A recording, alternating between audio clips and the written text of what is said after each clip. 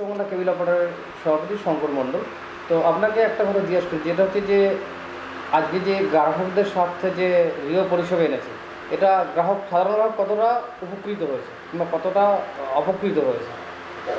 আজকের যে কেন্দ্রীয় সরকার পরিচালিত নিয়ামক সংস্থা ট্রাই যে নিয়মটা কেবল টিভিতে ইমপ্লিমেন্ট করেছেন, তিনি তার ক্ষমতার বলে বলপূর্বক করেই গ্রাহকদের স্বার্থ বলে অজুহাত দেখিয়েই তিনি করেছেন, সেটা সম্পূর্ণ হচ্ছে গ্রাহক বিরোধী। তার প্রমাণ বর্তমানে হয়ে গেছে। দীর্ঘ 1 মাসের মধ্যে গ্রাহক বুঝতে পেরেছে যে এটা কত বড় ভুল পদক্ষেপ কেন্দ্রীয় সরকার নিয়েছেন, এবং ট্রাইয়ের চেয়ারম্যান যিনি আছেন তিনি যে নিয়মটা কেবল টিভিতে এনেছেন সেটা অপারেটরদের কাছে একটা কালো নীতি বলে পরিচিত হয়েছেন।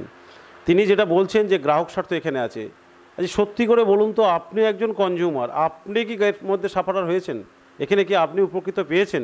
তিনি যে গ্রাহক স্বার্থ বলছেন, গত 1 মাস আগে পর্যন্ত কলকাতার বুকে প্রায় 300 থেকে 350 টাকার মধ্যে সমস্ত চ্যানেল পেতেন, এবং গ্রাম বাংলার মানুষ প্রায় 200 টাকার মধ্যে সমস্ত চ্যানেল পান। তাহলে আজকের দিনে দাঁড়িয়ে, রিওতে দাঁড়িয়ে, সেখানে কতটা মানুষ উপকৃত পেয়েছেন? যে তাদেরকে গ্রামের মানুষ আজ 400-500 টাকা দিয়ে পুরো চ্যানেলটা পাচ্ছে না, তাদের প্রয়োজনীয় চ্যানেল পাচ্ছেন না। তাহলে এখানে গ্রাহক স্বার্থ কোথায়? গ্রাহক স্বার্থ সম্পূর্ণ নেই। আর দ্বিতীয় কথা যেটা বললেন আপনি, অপারেটরদের স্বার্থ। বর্তমানে অপারেটরদের ইনকামের রেশিওটা যে জায়গায় এসে দাঁড় করিয়েছেন, আমি ট্রাইয়ের চেয়ারম্যানের কাছে একটাই প্রশ্ন ছুড়ে দিতে চাই, এবং আমি দিল্লি যাব অতি শীঘ্রই, আমাদের বিশ্ববাংলার প্রতিনিধি দল নিয়ে আমি দিল্লি যাব। সেখানে গিয়ে আমি ট্রাইয়ের চেয়ারম্যানকে কয়েকটি প্রশ্ন করতে চাই। আপনি যে নিয়মটা গ্রাহক স্বার্থের নামে এনেছেন, সেখানে যৌক্তিকতা আমাকে দেখান। আর অপারেটরের স্বার্থ যেটা বলছেন, সেই অপারেটরের স্বার্থটা কোথায় আছেন? ধরুন আমি আজকে 300 পয়েন্টের অপারেটর, তাহলে আমাকে যে রেশিও শেয়ারিং করে দিয়েছেন, আপনি সম্পূর্ণ রেশিও শেয়ারিং করে দিয়েছেন, মানে অ্যাকচুয়ালি এমএসও এবং ব্রডকাস্টারদের মুখের দিকে তাকিয়ে যে রেশিও শেয়ারিংটা করেছেন, সেখানে অপারেটরের স্বার্থ কোথায় সুরক্ষিত আছে আমাকে বলুন। যেমন ধরুন যে রেশিওটা দিচ্ছেন, সেই রেশিওতে 60-40 বলছি, যে রেশিও শেয়ারিং দিয়েছেন তাতে আমি পাচ্ছি 60-40 রেশিওতে গেলে আমার 78 টাকা পাচ্ছি, প্লাস আমি পে চ্যানেল চালিয়ে বড় জোর গড়ে আমি 7 টাকার বেশি পাচ্ছি না।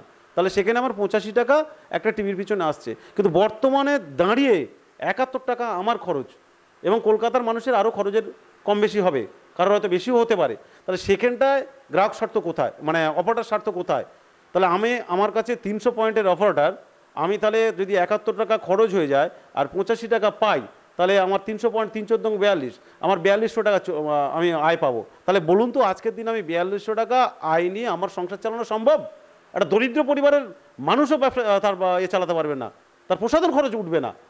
তাহলে সেখানটায় অপারেটরদেরকে অ্যাকচুয়ালি, মানে আমার যেটা মনে হচ্ছে, অপারেটরকে উচ্ছেদ করে আজকের কোনো এক বিগ বসকে পাইয়ে দেওয়ার চক্রান্ত করেছেন মাননীয় ট্রাইয়ের চেয়ারম্যান। তাই আজ রিওটা ইমপ্লিমেন্ট করেছেন। উনি ওনার যে পদে আছেন সেই পদমর্যাদার বলে, ক্ষমতার বলে, মানুষের ইচ্ছার বিরুদ্ধে, অপারেটরের ইচ্ছার বিরুদ্ধে এই নিয়মটা এনেছেন।